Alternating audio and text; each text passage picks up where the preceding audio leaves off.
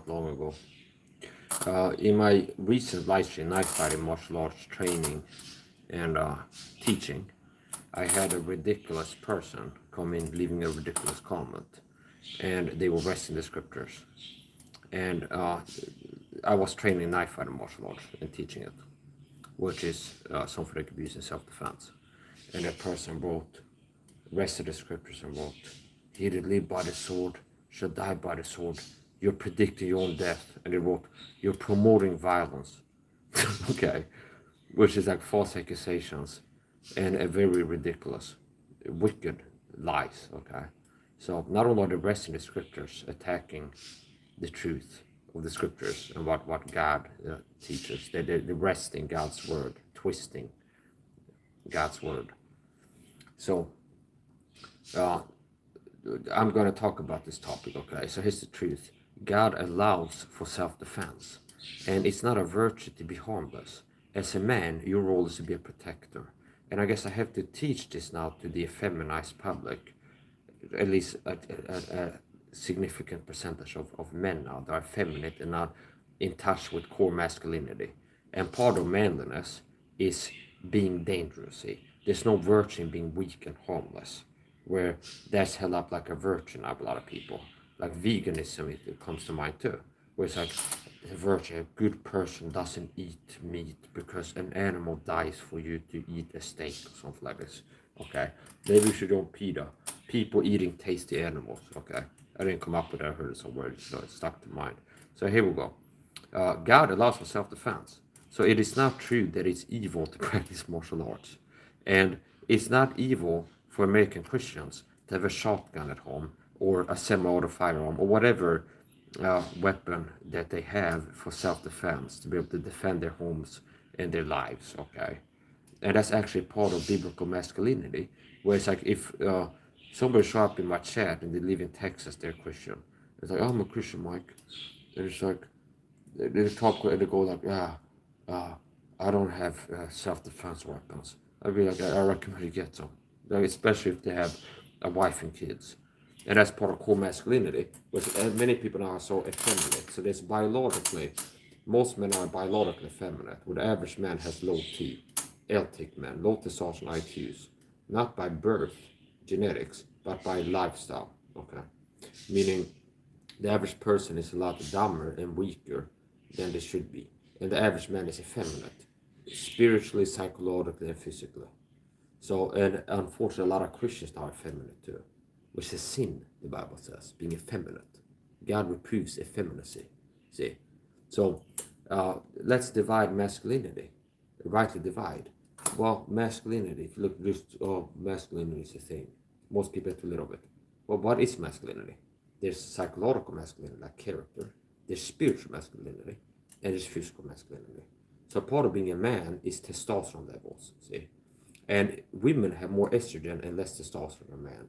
And men have more testosterone than a woman has. Like contrast, compared to a woman, men have less testosterone, less estrogen, and more testosterone. That's how it ought to be, at least. So, there's a problem now, and the average Christian is way too effeminate.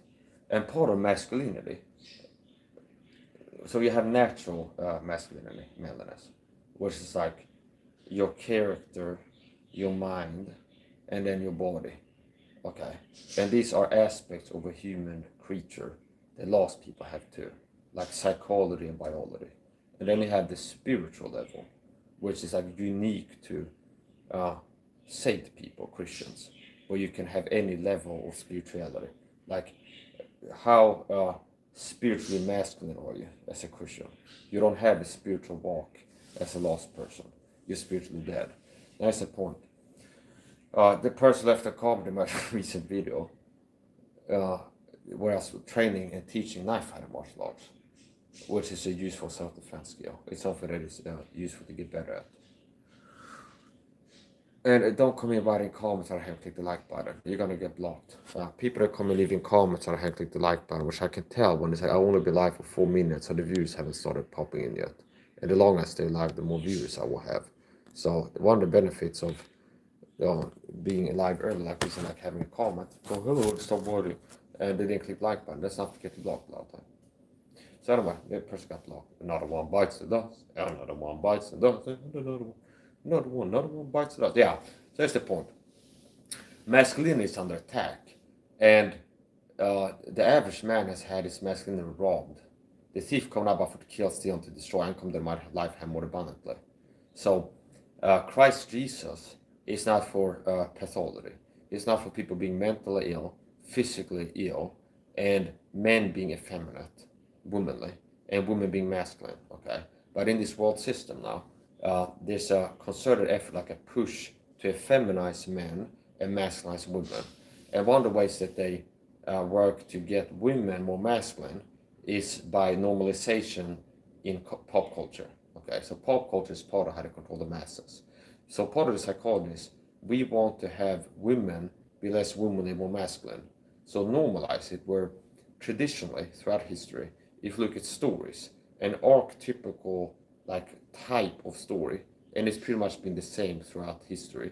A damsel in distress, a white in knight armor, Rapunzel. A guy comes to save the woman, see?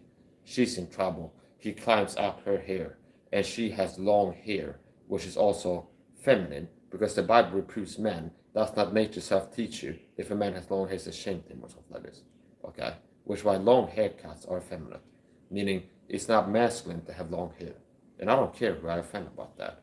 If you're offended by that, you go take it up with God, okay? And you can have some hard speeches against God in your mind. God's a scumbag, and you're going to have to answer for these things one day.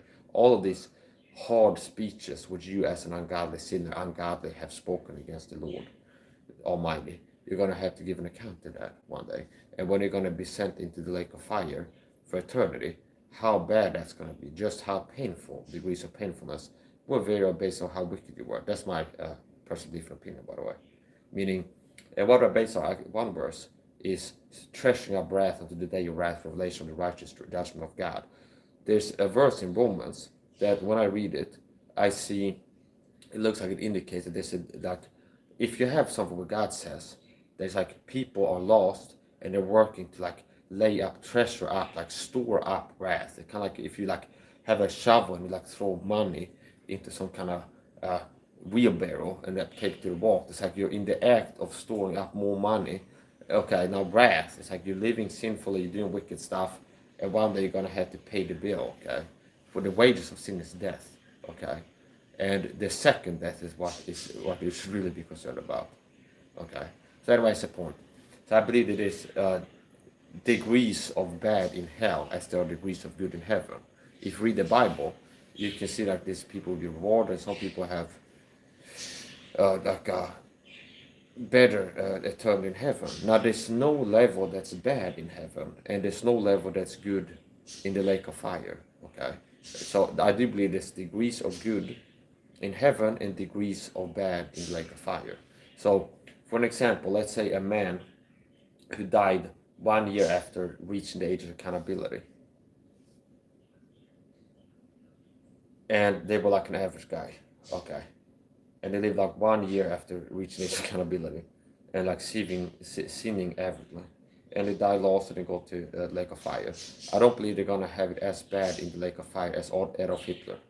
He was lost, reached the age accountability, and then was really super wicked for many years after that. And responsible for millions of Jews being murdered. So, anyways, a point to the main topic here. Biblical masculinity. I'm unapologetically a masculine man in a world full of effeminate, weak men now, okay? And part of how they masculinize women, rather, has been through culture, pop culture. So psychology, Edward Bernays, this is another thing, where it's like, there's been people before, like, let's give women smoking, and be like, okay, mark this as freedom sticks or something like this, or something like this. Like, we want to get people, so marketing is applied psychology, meaning you have psychology, which is like an academic field. It's like you learn about human behavior and why people do what they do. And then marketing is applying psychology knowledge to get human behavior to be what you want it to be. So it's like people end up seeking pleasure and avoiding discomfort. And people are status driven, so they like to have people look at them as like a high value person, and people that wear big brands, that's a status symbol. People kind of give you more respect if you wear, it's like Dolce Gabbana or Gucci or something like this, than if you wear some cheaper brand. Okay, and if you drive a Ferrari, if you like drive a Ferrari and park in some cafe and walk out, people will be like look like this, and more likely like favorable and impressed just because you're a guy arriving in a Ferrari, versus if you're riding like a Lada, like a Russian, like a Soviet Lada. Okay, so that's part of the commercial can be like showing a guy who gets a Ferrari and then drives to a cafe, and then some woman with big boobs is attractive, like wow, looks at him, and then goes and hugs himself with this, and it's like having this car makes women more attractive to you. See, so it's like this is marketing is like applied psychology knowledge. So marketing is like a subsection of psychology, like the field of psychology. It's like why do people do what they do, understanding human behavior, and things like this. It's like then applying what you've learned to control human behavior. That's marketing. It's like to get human behavior to be what you want it to be. Primarily buying your product, okay, or service. See? So anyway, that's the point. Meaning, for example, they don't in marketing. People like feeling good. So if they're gonna sell you Coca-Cola, they don't show an ugly fat guy drinking Coca-Cola in the commercial, and then he looks like baseline is like he looks okay, and he drinks Coca-Cola in the commercial, and then he starts looking sad right after having a sip of Coca-Cola, and that's not how they do it. Like if anything, it's gonna be like a guy who looks depressed and has Coca-Cola, then it tastes great, stuff like this. And what you're reading is Coca-Cola makes you happy. I like being happy. Buy Coca-Cola. Okay, I say you're not yourself when you're hungry. Have a Snickers. So it's like, oh yeah, not having Snickers equals feeling bad.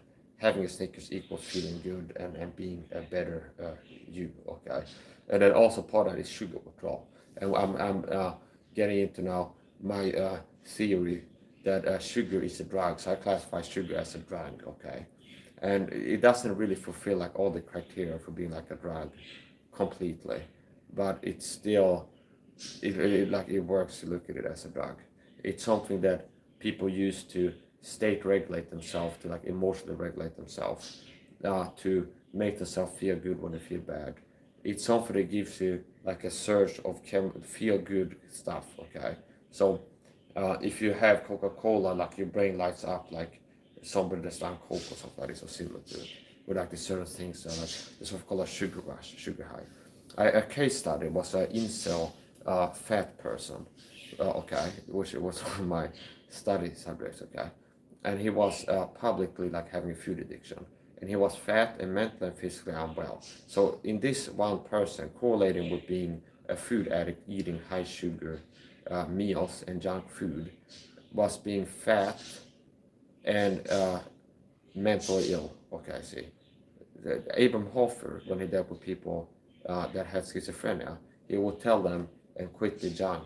Or generally, he would talk to people that had like mental health problems. Part of his therapeutics would be tell them to quit the junk, and they would know what he meant when he said quit the junk. And it's like it's common sense. They like stop eating junk food. People know it's like McDonald's, Burger King, potato chips, ice cream, soft drinks. That's okay. That's like rocket science. People know that it's like eating ice cream, drinking Coca-Cola is not like good for you. Okay. So anyway, that's the point. Now, I believe that a lot of the mental health like sensed effects of sugar, where and most people don't have awareness of this. They're not introspective enough, and like self-aware enough, and they're not aware about the external world either. Meaning facts that you can learn by studying things in the external, like look at sort of websites about sugar and like how being fat affects your mental health and things like this. Anyway, that's the point. But it's like a person is unlikely to this type of person that has this problem is unlikely to have like clarity about certain things. Anyway, that's the point. So I personally believe that how part of how sugar affects your mental health negatively is that it's inflammatory, and commonly correlated with mental health problems is neuroinflammation, and sugar is inflammatory. Okay, so sugar is inflammatory. So if you consume sugar and raise inflammation, they show that a little bit of like inflammation can be like natural or like okay, but meaning not too bad, but a lot of it can be bad. Okay, so there's a saying that the dose makes the toxin, where it's like that even water can be toxic too. I think it's called hypotoxic or whatever it's called. I don't care. There's a point. There's a liter amount of water you can consume in an hour that would possibly be fatal in some people. Okay, so there's like an LD50. If you have 6 liters of water in 30 minutes, it will kill like more than 50% of people, something like this, under certain circumstances, meaning without medical intervention and things like this, like maybe have an IV, whatever it is. There's a point. Even like clean water, there's an amount of it that can kill you. Okay, so that's the point. So things that are already like bad at a low amount, a large amount of it is going to be super bad. So here's the thing. Yeah, my point is this: masculinity. Okay, is what I got into to talk about here. So how do I see that the deep state Illuminati psychopaths that control from behind the scenes has been working to masculinize women? One of the major ways is through pop culture, where it's normalization, where it's like, let's say 50 years ago, it's like the deep state, like we're working towards having women a lot more manly, like within 50 years, okay, starts working towards that. And then you see pop culture now, where it's like, here's the token ass-kicking tough guy, tough girl, superhero, where throughout history it's been normal up until recently, like last century or so, where it's like the stories in novels or books, fairy tales, plays, okay, throughout different cultures, it's been like men are the warriors and like the damsel in distress, as like a general thing, where it's like even Alien versus Predator with Arnold Schwarzenegger, it's tough, high testosterone alpha giga chads that are the ass kickers in the movie. Now notice how this is still not that was more the norm, okay? Where it's like you have Arnold Schwarzenegger, Jesse Ventura, where it's like roided out, so artificially high testosterone, okay? And it's super huge muscles, but it's like obviously masculine looking guys, okay? And they're literally kicking ass and shooting bubble gum for this. And they're showing up to rescue damsel in distress, see? Like a archetype, like a type of story that you see showing up over and over. Where see? And it's like, yeah, they show up and it's like a woman who's in a hut somewhere and the alien is the predator is there. And they show up there, they get the woman in this little shack and it's like save the day. And notice how it's not one of these people, like it's a woman that's got like the M60 machine gun or something, whatever the gun is. Okay, so, but no, look now, more recent, the newest Alien movie, oh, it's the woman who's the ass-kicking person. And what is this doing? And like zombie movies, oh, here's a woman who's like a tough girl. It used to be that it was men that was the warriors and doing the fighting. And then women were being saved or something like this. Okay, so by normalizing masculine women, you are affecting the youth that are especially impressionable. So if you have teenage girls watching Hollywood movies, and you have Michelle Pfeiffer there, it's like, yeah, I'm here, okay, I'm here to kick ass, chew bubble gum, and I'm all out of bubble gum, and that's masculine energy, see, okay, and you have more women like this in Hollywood movies now, where you used to be like, oh, you're here to save me, oh, okay, see, this is more feminine energy, see, okay, so, okay, it's like, yeah, so you have more like, yeah, I'm here to chew bubblegum, kick ass, okay, now, women, okay, because that's how they want to, they're using this to manipulate the public, the masses, like to normalize it, they show women that are masculine to get young girls to be like, oh, this is normal, and it's also part of what makes women more likely to end up like emulating this, is because the people that you see in the movies are high status above them in the social hierarchy, see? So it's like somebody's a celebrity who's like people are looking up to them and they're rich and famous. And like, see, so it's like as a young person who's like building an identity and work to find a place in this world and like, okay, it's like here's a winner and the winner is a masculine woman, see. Michelle Pfeiffer, she's a winner, see, because she's a celebrity in movies and on magazines, and people care about her, giving her attention at a super high level. And she's a masculine woman, see. And then they're more likely to, without having cognition of this, like sitting down, like analyze like me and be like, oh, I can see this going on, and I'm choosing to be more masculine. No, it's like they're more likely to just end up being changed by this. Okay, so a lack of knowledge makes it easier to manipulate. A lack of knowledge makes it easier to manipulate and harder to deceive, typically. So if you can see the agenda, naturally you're less affected by the agenda, if it's like psychological. Okay. So, anyways, the point. Masculinity. Okay. So yeah, we have a problem now, an epidemic of effeminate men, where men should be manly, and that's what God is for. So the God of this world is Satan. Okay, he's the boss of the world system. And when Satan tempted Jesus, he brought him up to a high place and he showed the kingdoms of the world and the glory of, and said, if you bow down and worship me, I give you all this. And it wasn't trying to pull a fast on Jesus. He actually, like, he had possession of these kingdoms. He owns them, which means he could offer it to somebody. And I don't believe that he was some like trick Jesus, like a guy who's like walks up in the street. It's like, hey, see that floor there? That's mine. Here's a paper, the ownership papers. Give me $10,000 right now, and you get it.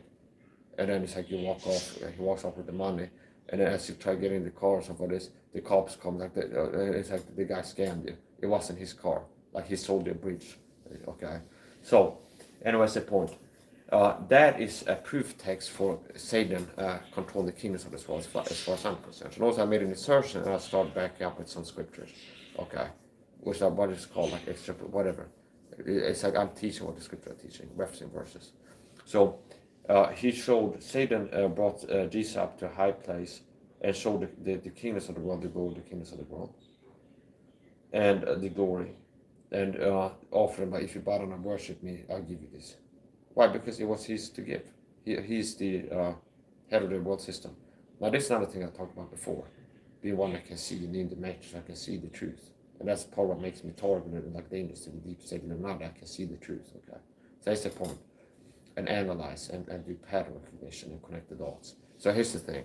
And so part of what God has enabled me, you pick the one right tool. So if God wants someone to be able to see the truth in pop culture and tell others about it, you need to have a tool that's able to see the truth in pop culture and tell others about it. So there has to be an ability and a willingness. And an ability without the willingness, sans the willingness, is still not going to, the job is not going to get done. So you need the ability coupled with willingness. Because if I knew what I knew, but I was a coward and scared of being ridiculed, like Michael paranoid, crazy, you sing things are not there in whole news, you reach out for this. Haha. If I was scared of public ridicule, they're called crazy for speaking the truth, then it doesn't matter if I have the ability to see the truth if I'm scared to speak it, and I let that feel like stop me from speaking. So anyway, you picked one right tool. God doesn't pick, and it's something that upsets a lot of pastors that are part of the program, because that's the truth. It's like God, this world system is not meritocracy. Satan's world system is not meritocratic. We live in a pure meritocracy, where the biggest fitness influencer on YouTube are not the best. Okay, case in point, Tom Levy, MD. I don't even know if he has a YouTube channel, but he has more competence than Mike Israel. Okay, but a lot of people care more about Mike Israel's opinion and think that he is like more competent based off of being roided out and huge and being made or allowed to get this big on YouTube by the powers that be, quote unquote. See, so during certain issues, they didn't have Tom Levy or Andrew Sullivan is still alive being interviewed on news stations about, hey, a lot of people are sick right now. What do you think, MD Tom Levy? No, they picked somebody that wasn't Tom Levy. Okay, so here's the point. Okay, yeah, we don't live in a meritocracy, a meritocratic system, which is why even though I have talent, singing talent that supersedes a lot of people are rich and famous based off of being singers, I don't have this like pipe dream that I'm just keep singing now and then live on YouTube, and one day I'm gonna get discovered by some exec for some record label and be signed or something like this, because I'm not delusional. See, that's not how that works. Okay, Now, this world is rigged, okay, and it's a meritocracy. But in this day and age, you can self-publish if you really like need to get artwork out there. In this day and age, it's not that hard to like sell books on Amazon, self-publish. And like if you can sing, you can make an MP3 and upload it to SoundCloud or something like this, or Spotify possibly. So it's like you don't need in this day and age to be like signed to a Sony record or something like this to be able to have people find your music and listen to it. So anyway, that's the point. But they make it a lot harder. So we don't live in a meritocracy where it's like, and a lot of people, that's part of the matrix system, how the masses are blind, where the average person has the false perception that if they see YouTubers and like the bigger guy, they have a sense that the person has more competence, that popularity equals competence. They misread popularity as competence, because like the truth is I'm more competent than Mike Israel at teaching you how to be strong, fit, and healthy. That's the truth, okay? But somebody finds my video, and I'm like, how to be fit or something like this. And they're more likely to think that Mike Israel has more competence because he's more popular and he's got a bigger YouTube channel. And he's literally bigger too. He's bigger on YouTube and he's literally bigger. And the average person it has a false perception that bigger is better. Okay. So anyway, see, that's the point. We're a meritocracy. And it's a born excellence. So here's the point. In Satan's world system, and Satan is the God of this world, so Satan controls his world system. In whom the God of this world has blinded the minds of them that believe not, or them which believe not, something like this. There's a Bible verse about the God of this world blinding the minds of unbelievers, okay? Which means what? It means that the average lost person is blinded to the spiritual truth about themselves, the consequence of remaining what they are, okay? Meaning the average person that walk around that feeling certain they're lost in sinner, headed for lake of fire, in need of salvation, okay? So it requires a solution, okay, like how to be saved from lake of fire. And the Holy Spirit has to come in from the outside, act from the person, and illuminate them, which means to open their eyes, basically, to have them see the truth. Okay, like a cure effect, like open this person's eyes to the truth. And then they have a choice to believe the truth, and they'll be saved. See? So that's called Holy Spirit illumination, conviction. But the God of this world, which is Satan. So the God of this world, with a small g, when the word God is used in the Bible, it's a small g if it applies to Satan, or I have said you are gods, and all of you are children of the Most High. So there's been times where humans have been called gods, okay? Jews in the Old Testament time period. I have said you are gods, with a small g, see? So they say that the devil is in the details. Well, God is more in the details than Satan, I would say. So here's the point. God of this world, that's Satan, okay? The God of this world is Satan. Satan is the God of this world. So it's not that in the Bible, God always means God, the creator of Genesis, who created man. God, the God of this world, means Satan, okay? Anyway, it's the point. So the Bible teaches that Satan is the God of this world. And if you look at history, okay, you can see that different nations, it all boils down to the root of Satanism. This is real science that I practice this at a higher level in history and really teaching the truth. Like, where's the wise described, okay? Now here's the thing. Like, if you know enough about history, it's like, yeah, okay, I can see that the biblical truth holds true. So it's not that history, like history books, what is true in there contradicts the Bible. So the Bible teaches that Satan is God of this world, in control of different kingdoms throughout history. Now, if you look at history, that will be congruent with the Bible. I mean, it's like if you look at the Mayans, for example, they had a priest class, okay? You had the Levitical priesthood as a priest class in the theocratic kingdom of Israel. And they'd be like the original. Then you have like fake stuff, and you have the priest class, maybe some tribe in the Amazon or something like this, 900 years ago. And there's some guy with like more feathers in his hat. He's like shaking something, like booga, booga, booga, okay, here's what we're gonna do, something like this.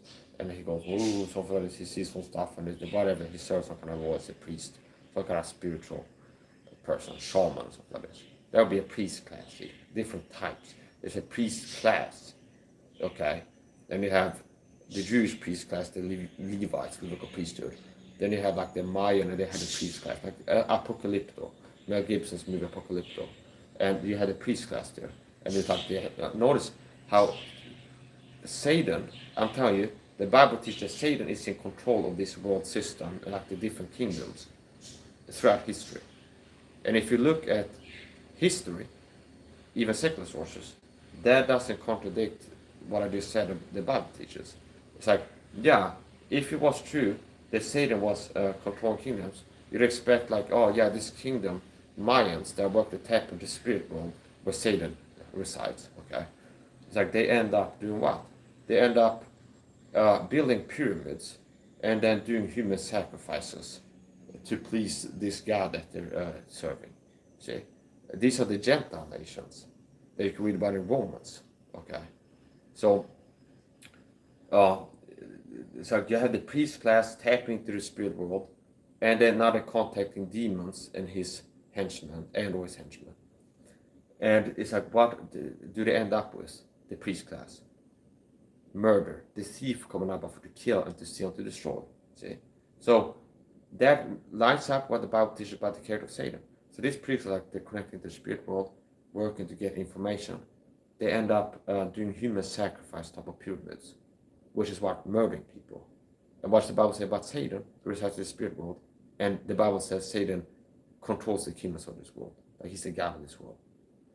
That's exactly what he will get you to do. If Satan could whisper in your ear, like you're a Mayan, like the one this priest Apocalypto movie, and Satan could like talk to you, you'd be like, yeah, okay, to have your crops not fail, it's like bring sacrifice, murder people, and tear their hearts out and pull the blood out and like dedicate it to him or something like this. See, this is like exactly what Satan would do, like being worshipped by man and getting humans to murder each other. See, the thief come up to kill, steal, to destroy. The thief in that John 10:10 is Satan. Okay, the thief come up to steal and kill and to kill, to destroy. I come they might have life and have more abundantly. So Christ, Jesus, and Satan are diametrically opposed in nature and working, meaning what they do and who they are.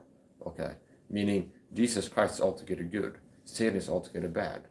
Jesus Christ is for truth. Okay, only spoke the truth. And Satan is like the father of lies. See. So anyway, here's the point. And notice how this is very interesting.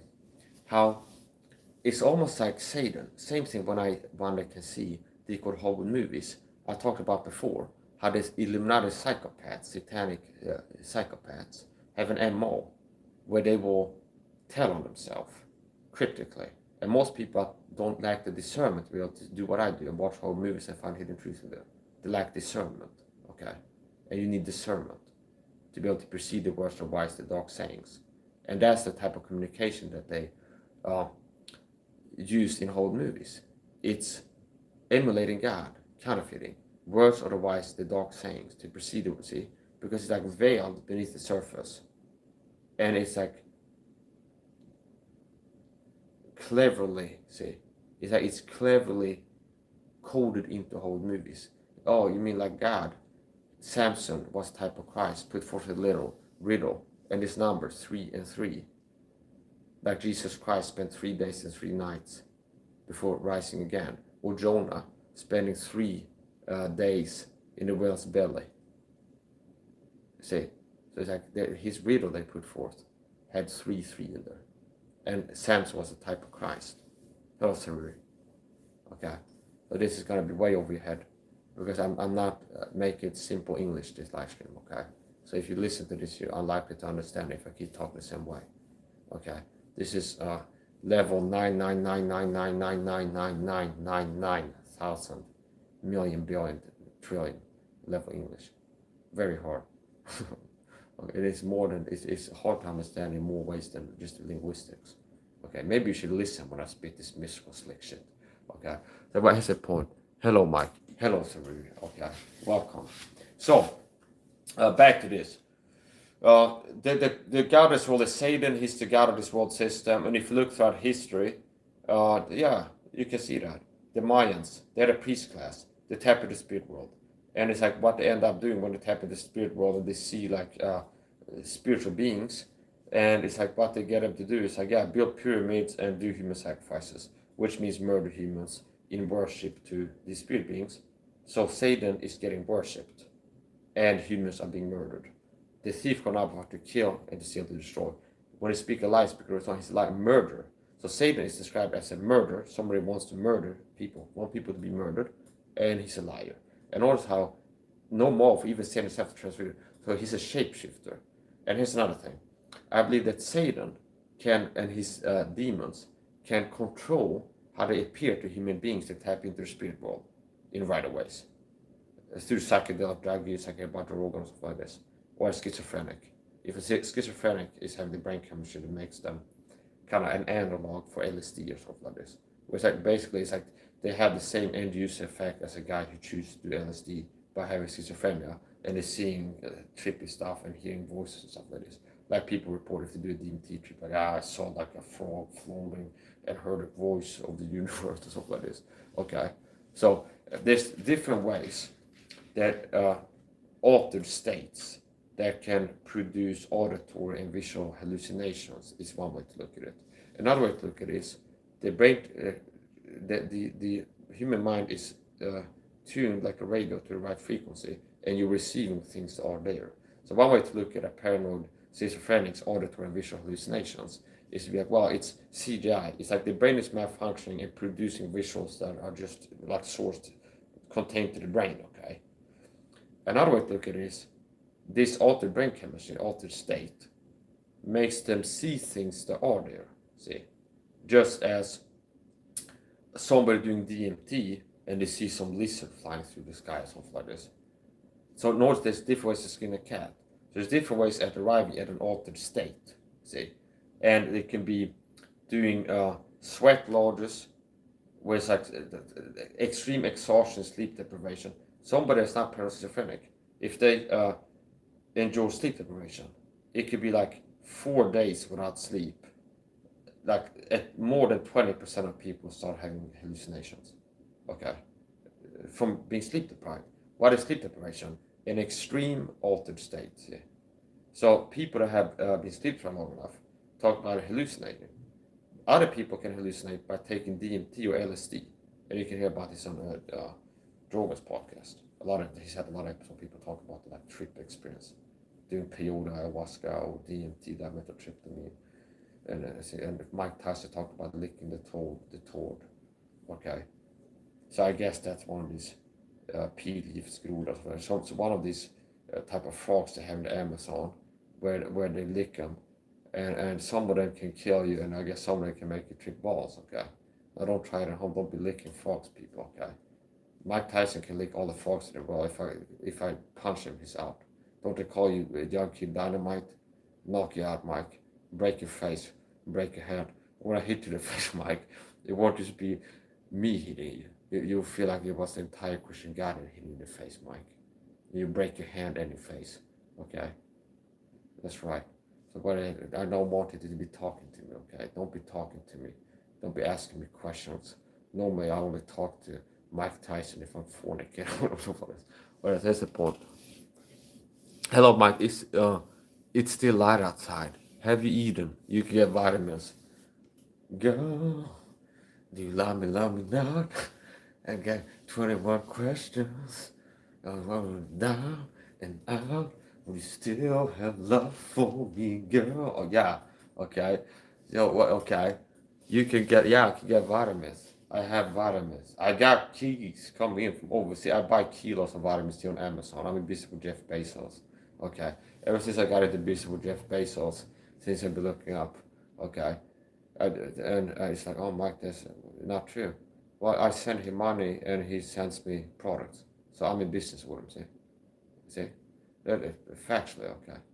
So it's like, yeah, okay, yeah. So I buy kilos of vitamin C on Amazon, and I've been taking heroic doses of a crystal that has helped me to have cleared up perception. See, that is very cute.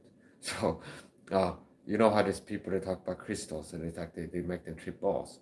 Well, vitamin C ascorbic acid is a crystal, and using it for a long amount of time, I would report that I'm perceiving things in a different way. Different meaning, I had greater clarity of mind after taking vitamin C, supplement vitamin C for years. Okay, so it's one of these things where I don't know, it's like a thing there, and it's pretty cute. That's the point. Okay, well, here's the thing. Yeah. So okay, what about the Vikings? Okay, well they had whatever, if they had a priest class or they're just all doing Amanita Muscaria, whatever they're doing in the Swedish forest, and the psychedelics will differ that are used in this altered state uh, from place to place depending on what's available. Okay, so if you live in a place like Sweden, there's no like funny frogs you can lick to make trip balls or some bark that you can boil, and it's like ayahuasca or stuff like this. So it might be like one mushroom that you eat it and it either kills you or make you trip balls, stuff like this. Okay. Anyways, the point. Um, so yeah, it's like okay, they also had somehow they're tapping the spirit world and end up doing drawings. Okay, what they're seeing, and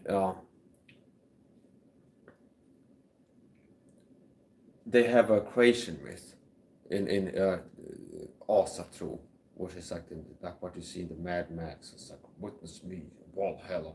This is Swedish heathen uh, stuff. Okay, and so part of the creation myth is a big snake going around the earth. See, the serpent was most suddenly be sort of field. What's the Bible called Satan? He's got AKA the old dragon, great serpent. I think it is either old dragon, great serpent, or great dragon, old serpent, snake.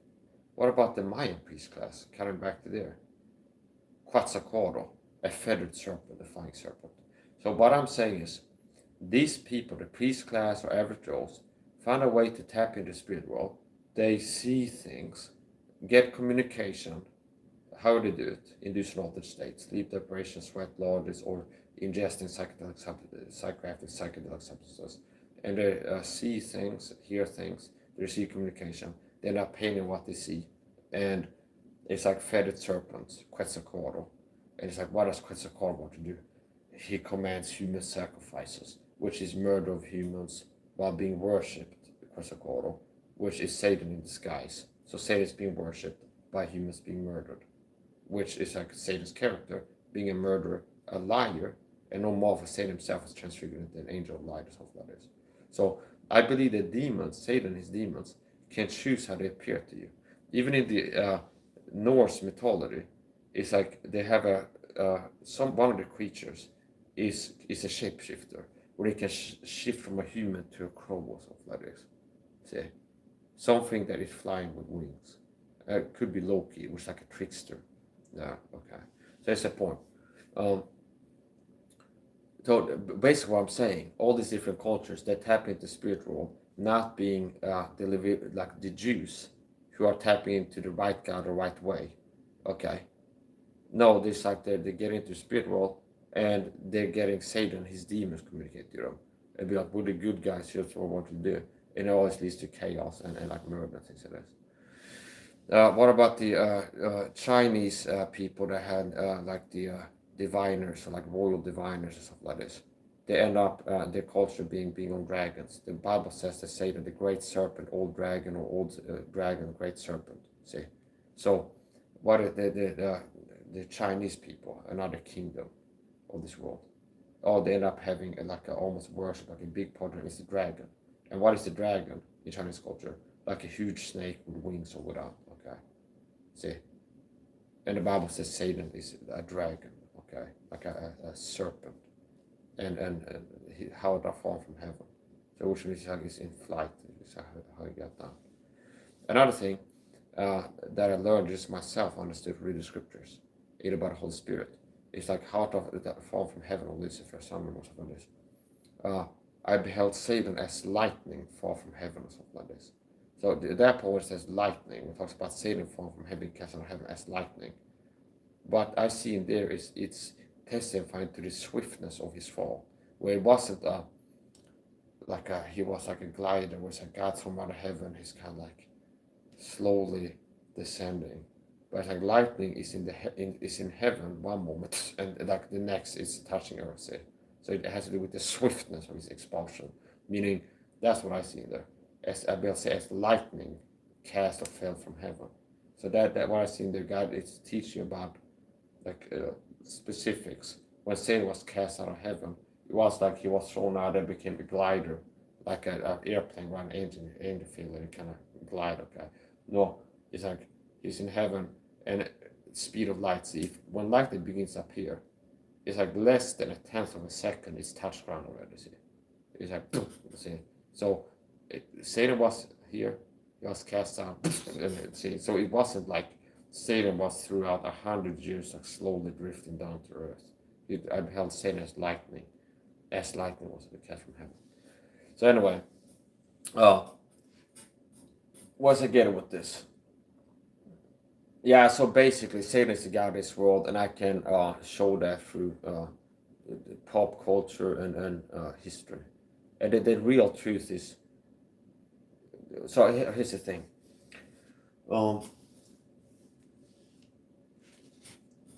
In contemporary culture, you have the demons masquerading as aliens. See? So I believe it's like, okay, well, we are the demons, okay? We're gonna communicate to a shaman in like the Amazon rainforest 800 years ago.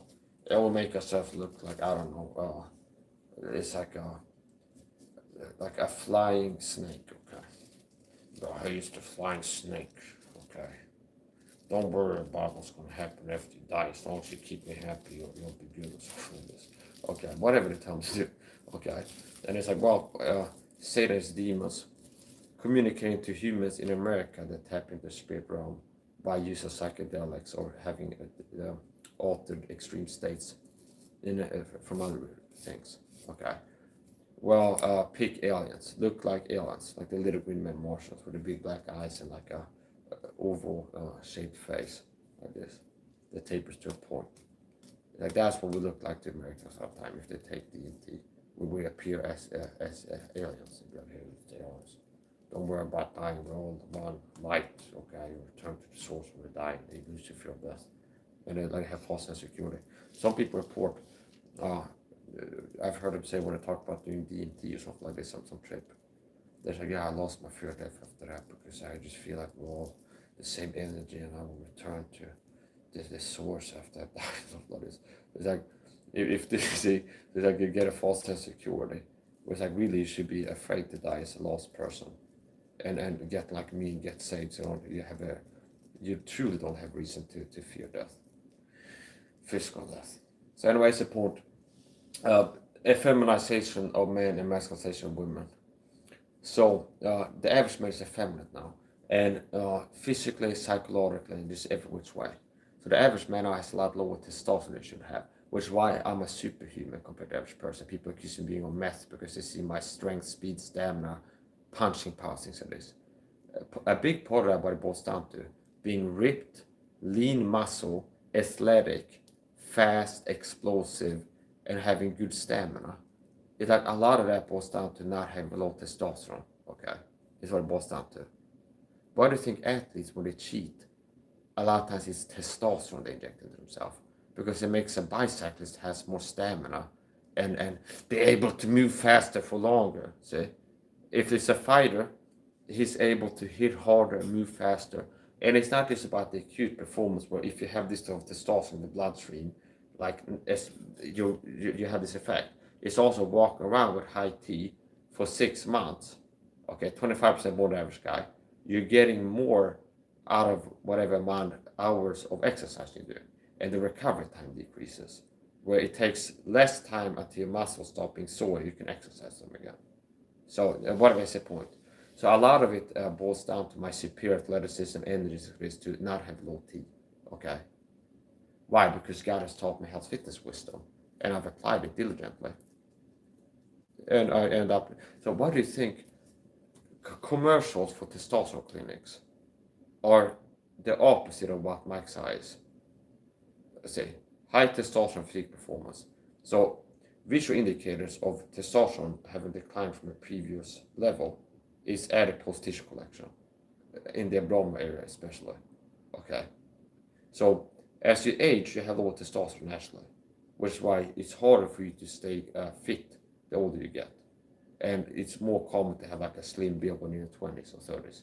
And it's more common to not have a slim build when you're 40 plus. There is a natural decline of testosterone. Now the issue is you have such an extreme decline that it's very unnatural. Where you have men in the 20s having testosterone levels that might be natural for a 70-year-old. Like God really how he decided like the average guy should have this much testosterone in his 70s might be how a lot of guys in their 20s have. Okay. So anyway, that's the point. So it's like, oh, testosterone commercial for like a TRT clinic or like this. Feeling fatigued, the opposite of being energetic. Okay. Feeling fatigued. Okay. Having stubborn belly fat, the opposite of being ripped with a six-pack. Okay. See, it's like, you might have testosterone. Contact this clinic or something like this. See? There's like a lot of commercials I see on YouTube, this type of stuff. It's like, they're not making things up. Like, they use actual science because they can't make like claims about this is a low testosterone without being sued if it's not going to promote this or something like this. So what is the point? Yeah, so low T can lead to fatigue and you'll start putting on fat. So the reason why a lot of men have a hard time getting in shape, meeting the fitness goals, if it's to build muscle or lose fat, is because they're low T. So the average guy might have to exercise 3 times more, spend 3 hours of exercising to get the same effect that I get from 30 minutes or something like this, because they have so low T. And they're not getting as much growth from the activity if you're trying to have growth. So high testosterone yields good athletic performance and is conducive to a lean muscle physique, okay, aka an athletic build. So lean muscle is a visual indicator of high testosterone, meaning not being scrawny but having a lean physique with muscle. That's an indicator of high testosterone. And it's hard to achieve and maintain that having super low T. And if T goes down, body fat goes up. Hence the term dad bod, like demystifying. People know about dad bod. What is a dad? He's a guy who's older than a 20-year-old, typically. People like to see, like your dad, if you're 20, is maybe 45 and has a dad bod. And he's 45 and you're 20. See? So commonly equivalent with having a dad bod is being a dad's age. Like when most people like are 45, they have kids by then. Okay? And so whatever is the point. So yeah, a lot of young men now have low testosterone, which is why they're easily fatigued. And people see a superhuman like me. It's like my performance, like how that I can train for hours. And then people call me like stop smoking crack or meth or PCP or something like this, because my performance, energy, and stamina is so above baseline. It's hard to believe. That's how you know you're something special. Where people see you and it's hard to believe. Okay, see, this performance appears to be enhanced. Okay, yes, supplements, vitamin C, B complex, and a lot of creatine and glutamine. There's a lot of supplements I take that I believe enhance my athletic ability and like my energy. And it's not just like a huge short-term effect. It's like I take supplements in the morning today and I'm gonna be super athletic, energetic. It's like doing it every day for 6+ months, and then you have certain effects. So consistent, diligent effort is required to have significant results. Okay. So what is the point? My face is swollen from sleeping too much. Please teach me some facial exercises. Wow, okay. It's like your face is swollen from. I've never heard that before. Okay, I've never heard somebody say the face is swollen from sleeping too much. Okay, I don't know if I'm gonna interpret it as cute or weird, but I'm picking cute for now. So here's the point. Okay, so my face is swollen from sleeping too much. Please teach me some facial exercises. I don't think you have to do facial exercises. Now, if you're looking for things to do with your face, I guess you could massage it, okay? In circular motions. You can have your hand, one or more fingers, and you can put your fingers on your face, and you can apply uh, light pressure gently, make circles like this, okay? Like if you have like something you want to massage your face. If you want to massage your face, here's a technique. Okay, you can put your fingers on your face where you want to massage it, and then you can gently make circles like this, and possibly that could induce increased circulation in this in the here. Okay, so if you take a vitamin, it's possible you can have the vitamins to reach where you want them to reach and make your skin look better. Okay, or prevent your skin starting to look bad if you want to look like that. That's the point. You can do this. Okay. So whatever, it's like that's like that's not even like something that will count as optimization. So there's some things that are like fundamentals that are crucial, and then there's like optimization where it's like here's another thing that you can do to get 3% more health benefit. Okay. So yeah, it's not even that important. Okay.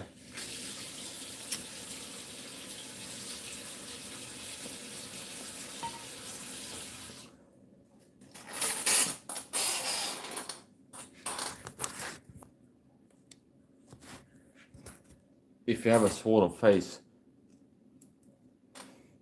possibly that could be an indication of inflammation. If you use makeup and there's chemical irritants in your makeup and you apply it to your skin and it's causing irritation, inflammation, you can have swelling. So if you have inflammation and swelling goes hand in hand.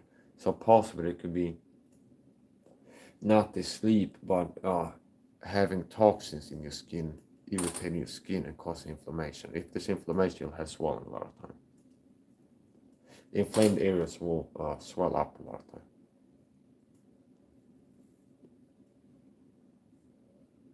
Yeah, but whatever. I was teaching about all kinds of stuff. So here's the thing.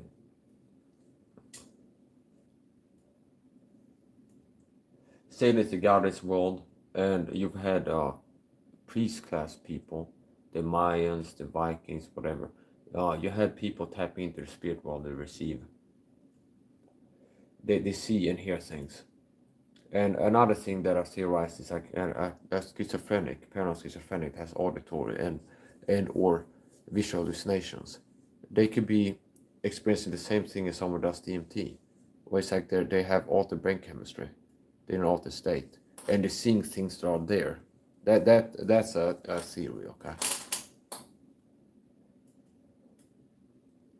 I remember a case study. Luther went a weird week or something like this, and one of the shows he went to a asylum for the criminal insane, meaning people that committed crimes while being crazy and locked up, allegedly reportedly crazy and broken the law, but definitely locked up, confirmed. So here's the point.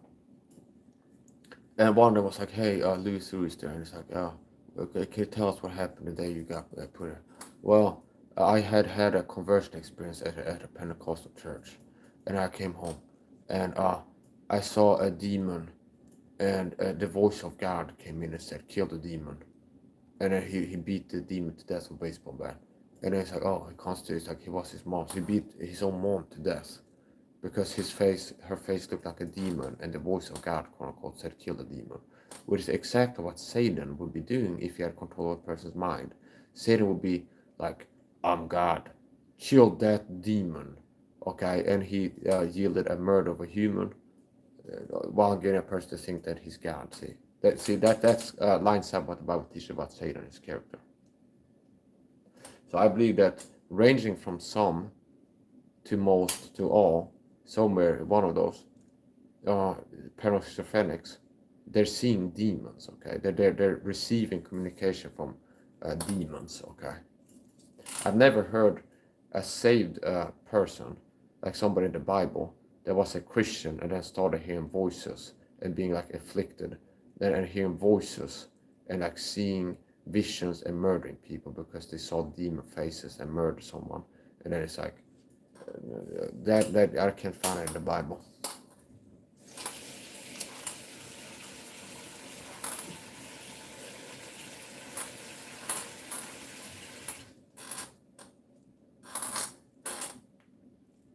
If you're having skin problems, I feel bad for you, son. I got 99 problems, but skin problems ain't one. If you're having skin problems in your face, I recommend don't put poison on your face. Don't apply chemical irritants topically to your face. If you're experiencing problems with your skin in your face, I would recommend not applying chemical irritant toxins topically to that area that you have problem with. Okay, and then possibly correlating with having skin problems is applying chemical irritants to the skin. Possibly, if you would stop applying chemical irritant toxins to your skin, you have less problems like acne breakouts and things like this. And that goes to anybody out there. So I don't believe that women have to use makeup to be attractive, to look good. And it can be one of these things, if you start using makeup, you attack your skin quality, and your skin looks worse. And then you have to cover up the bad skin quality with more makeup, see? It's like a slippery slope. I believe if I start applying makeup to my skin might start looking worse. And then it's like, oh, I gotta keep applying makeup to hide the bad skin quality. I believe so. In the old times, they used to apply oil to the face when they were fasting. Okay. In the old times, they would apply oil to the face to look good even if they're fasting. It'd be like covertly fasting or something like this, I guess. But yeah, beauty from the inside and out. If you want good quality skin, take your vitamins and don't attack your skin with a lot of chemical toxins all the time. And beauty from inside and out. Vitamin C is involved in collagen synthesis, which means your body uses vitamin C to make quality skin. So if you're deficient in vitamin C, you have low quality skin. Which is why my skin sometimes in good light it looks like the skin that you see in makeup commercials for women. It's like, look at this skin, the after picture in makeup commercials, or some products or cream or something like this. And it's just me walking around, okay? So beauty from the inside and out. And it's the thing, being healthy makes you more attractive. So what is beauty? Beauty is visual indicators of good health. And then you can fake that by like painting your skin and it appears more healthy. Okay. So for example, if I was sleep deprived and I had like black rings under my eyes like a raccoon, and I apply like woman's makeup to cover it, so I can rouge something like this. Now I might look less sick because being sleep deprived to a point where you have black rings under your eyes makes you look sicker, less healthy, and worse. And if you hide that, you look less sick by covering it up. Now, if you don't get sleep deprived, which is bad for your health, and like short term, your body is like struggling somewhere like sleep deprived, and it has certain visual indicators. So basically, being healthy makes you look better. See, so some people are lazy Christians will go like, oh, try pathologize, take care of your health, and like, just to look good. I've seen this before. Somebody in Kevin Sackers comment section, ugly woman, be like, yeah, people try to exercise out of vanity or something. So that type of thing.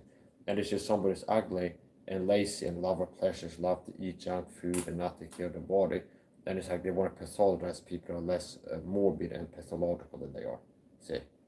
Okay. So it'd be like if I was a fat guy, it's like fat and like looking sick because I've been living sickly to the point where I look super sick. Then it'd be like some Christians out here ripped with a six-pack, Mike's out promoting Christian masculinity and God's health, fitness, wisdom. Okay. It'd be like, well, yeah, I've been wanting to devour this and like, well, that's bad, okay, because it's just vanity. Okay. It's like, no, you're taking care of your body, the temple of the Holy Ghost. And the proof is in the pudding. So you go, but Mike, you smoke cigarettes, yeah, but I still live better than you, and have more energy, and better core than you, and you can't keep pace with my exercise streams, not smoking. So apparently what you're doing, who you are, you're performing at a low level and looking worse than me. See? So it's like, I don't know what you're doing, okay? So anyway, that's the point. Smoking is bad for you. Don't start smoking if you know. Yeah, I'm in the kitchen. So I'm gonna finish up pretty soon. Here's the point.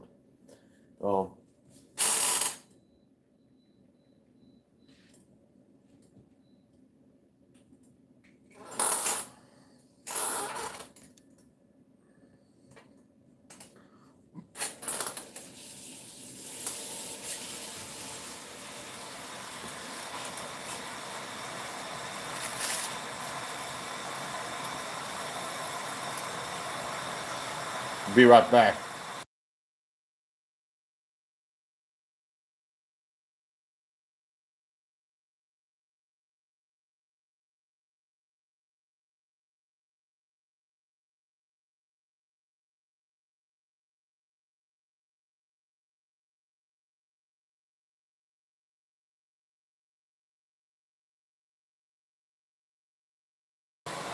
Yeah, so if you have a swollen face and it's like massage, you ask about face massage, I would say start supplementing, start taking your vitamin C, your B complex, okay? At least those two supplements. Start supplementing with vitamin C and a B complex. Take it daily, and I would believe that within a week you'll feel, look better. You'll noticeable improvement if you take enough, not too little, okay? And if not a week, then a month. So start taking vitamin C, start taking B complex, and you will have overall improvement. You'll see overall improvement, mentally, psychologically, physically, okay? And even if you wouldn't detect it, you would have subclinical improvement where you'd be better off and like covertly healthier without detecting it yourself. But a lot of people, if they would start taking vitamin C and a B complex, like as I would recommend them to, okay, following the instructions, a lot of people within a month would notice a difference, visual difference. Like look in the mirror, they look better. They would notice that they have more energy, less fatigue. They notice a difference how they feel and look. Mental clarity can be one of the um, things that you notice within a month. If you take serious a month, serious meaning significant meaning not too little, vitamin C and B complex, you can have mental clarity. Andrew Saw, he was orthomolecular doctor. He was working in prison somehow. I remember that. And he would go to prison and he talk to prisoners there. They do some kind of thing. Similar to, I guess, prison ministries, only he's a doctor. He'd be in there talk to prisoners. And he asked, like, can you have vitamins here? Well, they got something to constant for this. And he got him to get more vitamins into himself. And then one of them, he came back and asked him, like, follow up. Like, how do you feel if you start taking these vitamins? And I feel more clear. And Anderson was like, yeah, I think that's good. Like, if you can get prisoners to report to feel more clear, I'd rather have, like, a guy who's, like, more clear out in society than somebody's, like, not all day, okay? So,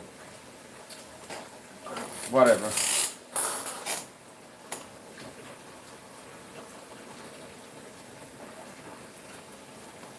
Disclaimer time. Nothing I've said in this live stream is to be taken as medical advice information, and it's not intended to replace the care of licensed physician. Okay? Talk to a doctor, meaning a licensed physician, before making any changes to diet, lifestyle, supplementation, and or medication. Talk to a doctor before starting to or stopping to take any supplements and or medications. Okay? Side effects of being healthy may include looking and feeling great. Okay? Just worrying about good health if you end up having it. So that's the point. Somehow. So here's the thing. Yeah. Yeah, so basically it's pretty simple, okay? You don't have to like be an expert to see improvement. You just have to take my advice. I've done the research experimentations. You just have to take my advice.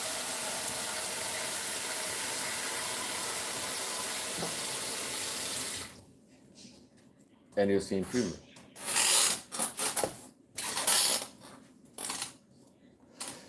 My wife, we wonderful after taking my advice, health fitness advice, reports being cured of her severe allergies to 99%. So 99% improvement.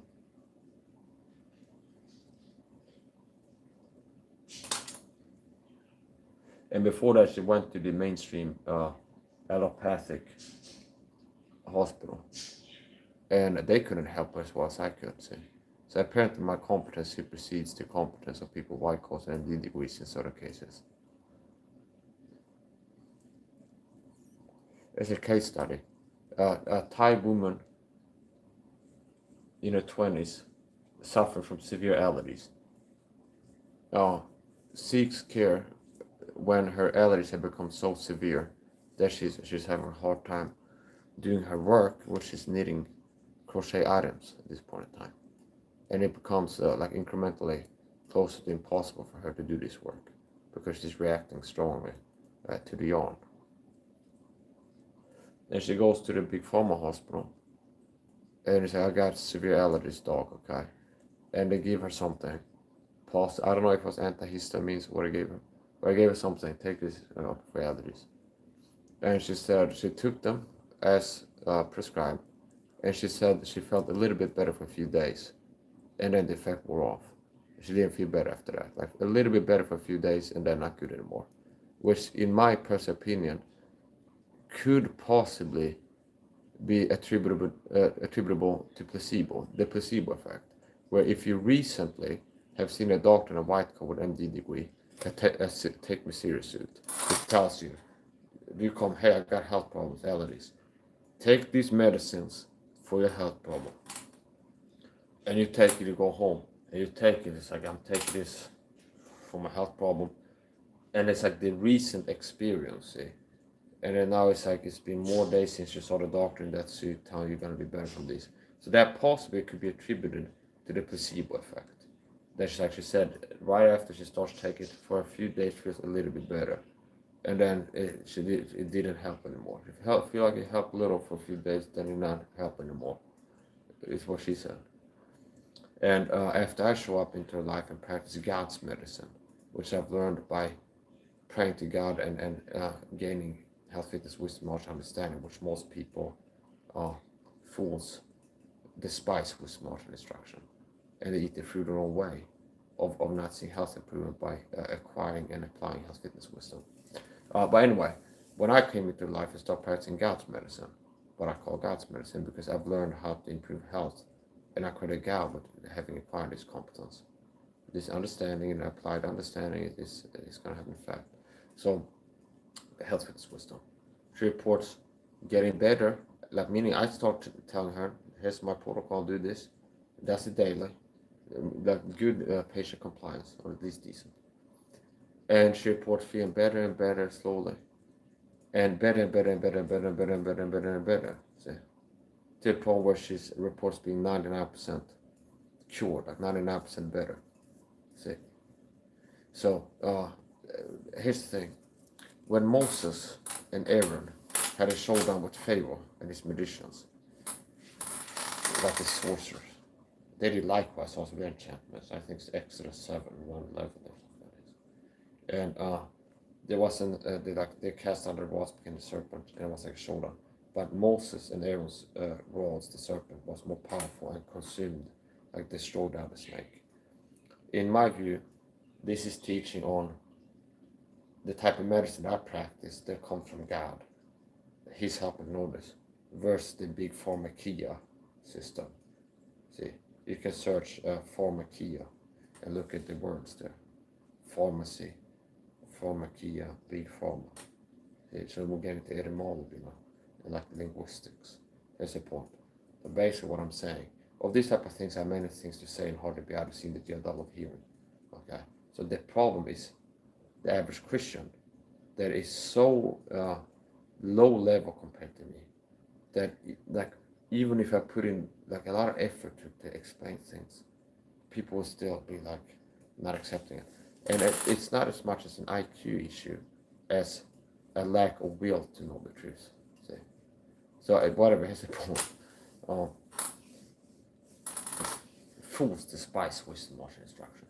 So throughout all these years in health, fitness, wisdom, knowledge, and instruction, I constantly have no more sugar water, but have vitamin C water and all that. Which is one of the ways you can supplement vitamin C, put it in water and drink it. I'm not saying too much, okay? But it's like, okay, oh, Mike, it's an old time sharing this health, fitness, wisdom. And the wisdom leads to instruction. Like, here's my advice. Drink vitamin C water rather than soda. And most of the time, other Christians go, you're crazy. But Mike thinks vitamin C. You just eat an orange every day and you go off like this. What is that? Fools despise wisdom, knowledge, and instruction. And you eat the food the wrong way.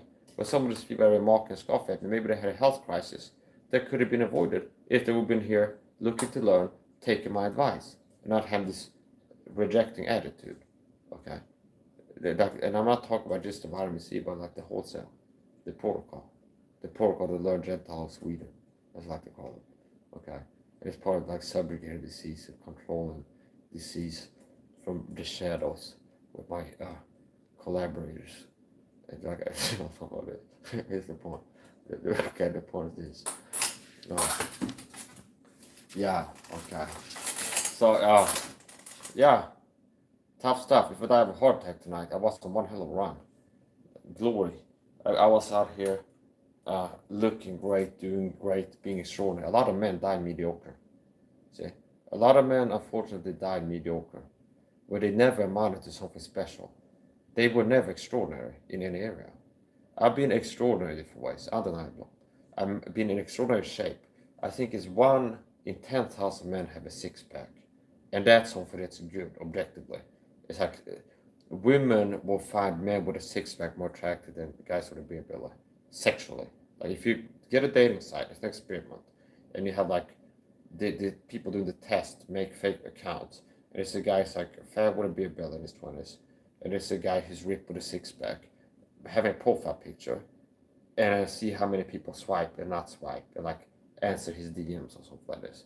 You'd be like indicates that the ripped six-pack physique is more attractive sexually for people who are looking for short-term hookups than the beer belly physique. See, so it's something that's positive. It's an indication of health, and it's also I've seen these posts like alpha male stuff where it's like the biggest status symbol is a fit physique. It's something that takes character. It's like a testament to your character that you're not lazy, that you don't lack self-love and self-respect. It's an indication that you're a person that has discipline, which is part of masculinity, and women are attracted to masculinity in men, meaning women that are not bisexual, something like this, but a hetero. A woman who's not a bisexual, like a straight woman, is attracted to a man, which is what masculinity, and there's degrees of masculinity. Well, a lot of women would tell that it's repulsive to the men that are too weak and like, oh, okay. It's like a guy is like, the woman damsel in distress once again, where it's like, honey, I can't get the jar open. It's like, yeah, I got this. She's like, wow, okay, yeah, thank you, and stuff like this. They know how this physical power is part of attractiveness to women. So women are attracted to power, see? They're attracted to power. The woman is the weaker vessel, and she needs an attachment, like an add-on of power, see? So there's financial power. There's good looks is power. Competence is power. Okay. Power is the ability to accomplish set objectives. Okay. Meaning, I'd like to get a girlfriend. If I'm handsome, I have the ability to get a girlfriend, and I decide that outcome. See, so it's the power to get the power ability. I can have the outcome which I desire if I have a certain degree of power. If I lack handsomeness, good looks is power. See. You can search the power of good looks on Google Looks and articles. So if you lack good looks, it's like I have the desire to get a wife and you're super ugly and out of shape, it's harder, you're more likely to fail at getting the thing that you want. Which means being good looking, attractive is a power. It's the ability to acquire a mate if you so desire. See? So there's physical attractiveness, like just appearance. There's financial, what's that, power? It's like, this guy is rich, so he can take care of me. So it's like basically the core caveman type thing is, if you're looking tough, the woman's like, this guy can kick another guy's ass more likely statistically if another guy comes to kill me, something like this. So he looks strong, okay? So he looks like a guy who could beat another guy if he needs to defend me, okay? Now, it can also be, if you're rich, you can buy 6 guard dogs and a security system, and like armed security. Like if you do war, gonna have like SEAL Team 6 working, like to patrol your house, and like have 6 guard dogs, stuff like this, Belgium or not. So notice how they still power and it's still like tapping the same thing. Whatever. Speaking of women, honey, I'm gonna sleep now. Okay, babe. Speaking of women, this person's gonna get blocked. I don't want to bite the dust.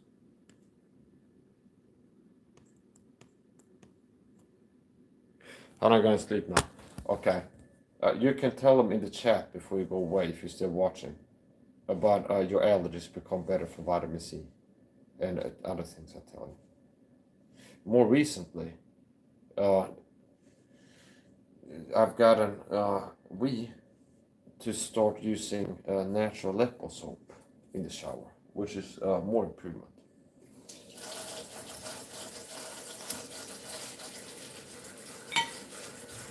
So there's less toxins she's being exposed to daily, weekly, yearly, if she switches to using Lepo soap. That's good.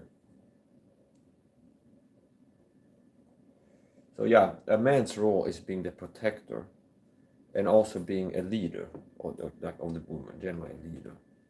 And typically, the strongest lead naturally, okay? The strongest lead. This is ties into psychology too. But even at a basic level, men, this is like, notice how it's like, I'm an autistic savant, I'm not brain dead, I have like good recall.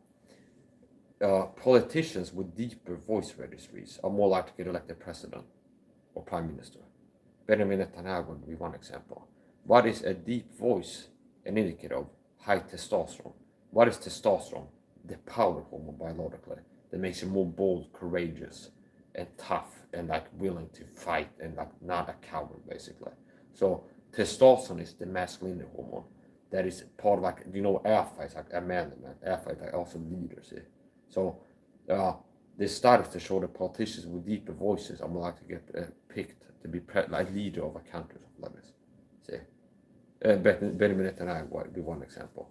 Meaning it doesn't have to be have a super deep voice, but if 2 people are competing and Biden has a deeper voice, then Trump possibly is more likely to get votes. Here's another thing in politics, and they work to hijack this for marketing, was like a strong man. See, so this is part of PR, where they have to like try to force this, and it's like the natural thing is like someone like me. I wouldn't have to like put an act. I move fast automatically, and I'm athletic and have a spring in my step. But part of like they're gonna have a debate, and then somebody like the PR consultant tells Biden, as you approach the stage, you jog up the stage or something like this, because it looks like you have energy, and you're like a virile man. See, and that's more likely to have people look like a leader who should be followed. That you're not like fatigued and tired. Okay, what do you think Trump said? Sleepy Joe. Sleepy and tired. Say. Whereas it's like it's a strong man. It's like hey Trump, when you're gonna take the stage, you run like you slow jog up the stage, and you do this. It's like it looks like you have physical power, and you're more likely to get votes. So this is like the reptilian brain level of like the psychology of leadership. So whatever. Hello, Suru. So here's the point. We have an epidemic now, weak men, okay? Men that have a lot more testosterone should have. I know why, and I know how to address it. Now the quicker you find my videos, the better. So if you're 40 and like you left your home at 18 and you believe the average guy's lifestyle is designed low with testosterone for like 20 plus years, there's been more years of like attacking your health in a way that has been low with testosterone. Then the younger you are, and basically no matter your age, the sooner you start taking my advice, the better. Okay.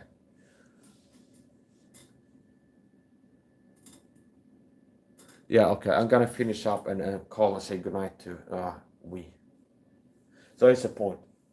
What I want to say, yeah, masculinity is under attack, and most Christian men are effeminate. Effeminate in character, effeminate biologically. And Brandon Holthouse, which is a narcissistic projector, was like, there's a problem now, people being effeminate in Christian leadership. And when I look at him, it looks like I never hit puberty. He looks in his body, his facial structure, his energy, just his energy, like his appearance, is screaming effeminate, like not manly, the opposite of masculine. See? And he's trying to project, like, I'm trying to act tough when I'm talking and project strength and dominance of this. It's like a public speaking thing, like fake. Whereas like somebody has masculinity, just being themselves is going to exude masculinity. Whereas like a fake it's like I'm projecting because I have a problem being more effeminate than average American. So I'm gonna be like, hey, in the external, there's people out here in Christian leadership are effeminate. See? And I look who's talking, okay? Look who's talking. Brandon Holthouse. He looks like a boy. He looks boyish. And it's not like he was born like this. It's because avoiding exercising, not being like Rogan. I'm going to do cold plunges, take my vitamins, exercise, and push myself to do things that are uncomfortable that are making me stronger. Okay? And end up being stronger looking and feeling. See? So it's like, it's by choice. So I'm going to finish up. Part of Christian masculinity too is like you shouldn't be watching porn. Okay, the average Christian man watches porn. I don't watch porn. The average Christian man watches porn at least once a week, which makes you a filthy pervert.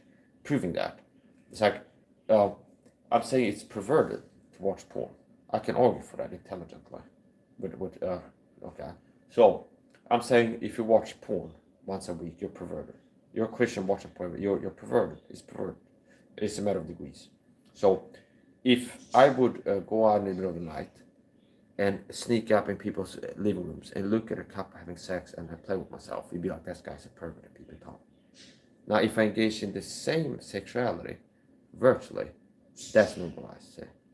So you would say if I was watching gay porn, masturbating, oh, he's homosexual. See? He's engaging in he's pleasuring himself to homosexual stimuli.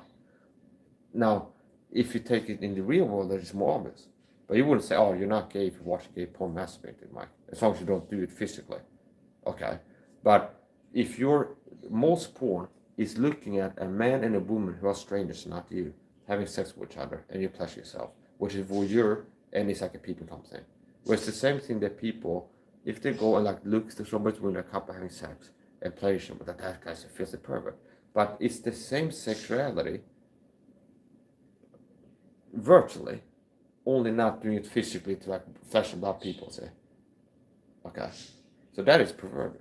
Now if you take a picture of yourself kissing your wife and you have like a Polaroid and you look at it when your wife is like on a business trip and you tickle yourself, that's not the same thing. Okay. Okay. For example. Because it's you and your wife. But if you're looking at other people, strangers, doing sexual stuff, that's perverted. And that's normalized now. That's what most porn is. Look at a guy and a woman who's not you and touch yourself to it. And people that engage in porn frequently, I believe they have lower self-esteem and confidence. Okay. So I have enough confidence to be out here performing for the ball, creative endeavors and athletics and things like this. Despite having have a program working to target my confidence and things like this. So it's like bulletproof with my life tip where I'm not being weak despite this onslaught of attacks I've been under, psychological and physically. See? Like it's like ironed. You understand? I can't afford to be living in a way that makes me super vulnerable to attacks, since I'm attacked all the time. See? The proof is in the pudding. Remaining strong, the average person, mentally and physically. Despite being taught with gang stuff, which are probably designed to weaken you. It's like, yeah, apparently I'm living in a way that makes me not as effective as intended. So, and the reason that I have these practical solutions, they yield practical results, it's because I pray to God and God enables me to find the truth. Was Pocata here? Okay, Pocata wasn't here. We're having the Japs come in here now. Okay. Okay. I hope I don't make them angry because they'd be like, getting like a seal. Kamikaze. Don't be doing that in the chat, okay, people, please. Okay. So whatever. Okay. Don't kamikaze attack if you get angry. Okay. So. Notice that it wasn't Japs that hijacked the airplanes on 9/11. It was Arabs. I'd be like, they should have hired the Japs because like it's in their blood. The kamikaze sites were airplanes. Like if I was the guy who was headhunting somebody to do kamikaze instead, I'd be looking for a Jap or something like this because it's in the blood. That's a joke. So when I said somebody's being offended, so that's the point. I did my job. So hello, konbanwa. I don't know what to say. They're writing Japanese. They might be like, this guy's weird or something like this, but let's act normal or something like this. But I don't know. But I say, hello, welcome to the Japanese people. You're welcome here. Okay? So good luck, okay? My humor is hard to understand by most people that are American English speakers. And you're squint eyes. So it might be harder for you to see the full scale of my humor. Okay? So it's like, yeah, whatever. I'm a round eye, okay? I've seen these things where it's like they call Asian people as a derogatory, might refer to Westerners like me as round eyes. Okay, I've seen that somewhere, and then it's like the opposite. They say the squint eyes, where like Asian eyes are more like this. Okay, I talked to Wee once. She's more or less it's like barely. It's like I don't know if I'm talking to Pocata, who's a Japanese game streamer sometimes, or if it's my girlfriend or I call her a video call. Okay, or it's like a Xi Jinping or something. It's like I barely know. It's like I hope it's my girlfriend I've been talking to all these years on a messenger call, and not like Pocata here who's been told me he's a Japanese live streamer, and he's like we love you or something. He's like, oh, I love you too, but and then 6 years later, he's like, I supposed to me the whole time or something. It's like Scooby Doo. But that's the point. I basically all y'all look alike to me is what I'm trying to say. You know, like saying that's the point. Who, me, you, or something like this. But that's the point. Okay, yeah, that's tickle my fancy. That's the point. Yeah, okay. Japanese people have Japanese eyes. Okay, I have Western eyes. My eyes are round. Okay, like the sun. Okay, see, my eyes are like this. And Asian people, they like to have eyes closed more. Okay, so one time I talked with a video call, and I told her, honey, can you do this? And she's like, and I'm like, you can't do it. She's cool. Oh well, okay, kind of okay. So, yeah. So he's like, yeah. So I don't know if she's surprised. I guess with the eyebrow, they said she's surprised at more so, like this. So even wide eyed, it's not as wide as my eyes. So if it's a competition, I got the widest. So anyway, support. You find people with the squint eye genetics typically in countries that have like a high UV index. So basically, the Eskimos, the Inuit, for example, these genetics are conducive to survival in their climate. Say, so there's something called snow blindness, where if you walk in like the Arctic on a polar expedition and you have a bright light and not that much clouds, okay, if any, and it's reflecting off into your eyes, you get like sound from the light and here, and it can make you go snow blind. So they actually have like dudes have glass, or you can have like cardboard, and then cut a slit in it and put it here. So it's like you can see, but you're receiving less of this. Okay. Now, if you have eyes that are kind of like more squinty all the time, that helps you to not get snowblind too. Okay. So, I think that we would be better at surviving in like the Eskimo country than possibly me. Also, being shorter. If you have like a cooling tower, it's like tall and narrow, and you have like the wing going around the cooling. So if you're shorter, I believe that helps retain body heat. Like if you're longer, there's more surface area that can somehow. I just feel like in too, like if you're taller, it's harder to stay warm in a cold climate. Okay, and it's easier to stay cool in a warm climate if you're like taller. Okay, and so yeah, the Eskimos. I don't know if you heard about the Eskimos before, but they're pretty much like your brother, only they live in a different country. Okay, so yeah, whatever. Yeah, thank you. So I'm making jokes. If people are offended, it's like it's like it should be not offended really. If you're offended, it's like I'm offended at you being offended. That's the point. Um, yeah, the Japanese people. The Japanese people are body. Okay, okay. The Japanese people and their eyes. Okay, maybe I'm making a live stream.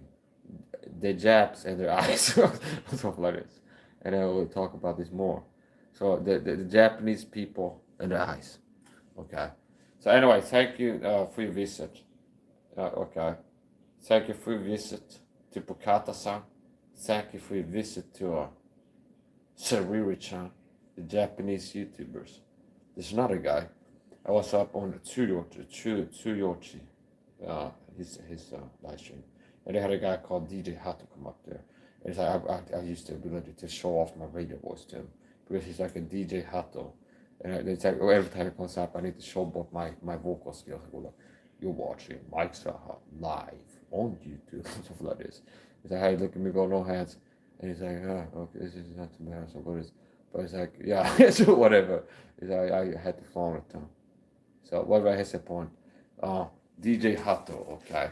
DJ Hato, coming to the stage now, everybody. DJ Hato, okay. Watching live in Japan, DJ Hato, okay. In our next episode, DJ Hato-san will be coming up and talking about his new venture. Now also the modulation can make his speech more attractive. We're alternating from like high-pitched, low-pitched, things like this. And also same in public speaking, where you switch the tone from grave to goofy to this can have a certain effect. Where it's like, here's the thing you need to know. And I really need you to know that or something like this. And then you alternate like this, it can have an effect. So basically, have a nice dinner, Pukata-san. I'm gonna finish. I gotta call my girlfriend, say goodnight to her. She's an Asian like you are, so pretty much you're more or less like cousins, as far as I'm concerned. Okay, so you be invited to the family dinner. Okay, pretty much like cousins. Okay, the Japs in World War II, they were doing kamikaze attacks where they had an airplane into ships. That was like a last ditch thing. It's like once they start running low on torpedoes and bombs, they still have the airplanes. It's like a little bit gasoline. It's like, well, we need to take out these ships. It's like you get in a plane, you should drive it into the ship, and it's gonna cause some damage. Okay, and so pretty well. And they will have to take pictures from the airfield before they have like the other kamikaze headbands and get a shot of sake or something like this. And then pass with some letter, write some letter to the children or something like this. Imagine that job. Okay. That's a different level. So whatever.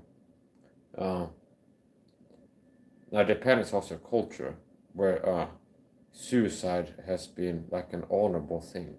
Where they used to have it in the samurai in Japan, where somebody would like offend a superior, they do harakiri, aka seppuku. It'd be like they would fail somebody, but they failed to do this. And the other volunteer would be forced to, and they'd be like, I'm so sorry, I failed my duty. Well, okay, I see. So that's the same culture that in World War II had people like choose to die for some great because or something like this. That's pretty wild. Okay, that's. You need to have a culture to have people to do that, or you have to force people, okay? So what is the point? World War II history. Part of the Japs were encased in World War II, in islands. And how the American family wasn't flamethrowers. So they go and pour fire into the caves there. And that didn't mean.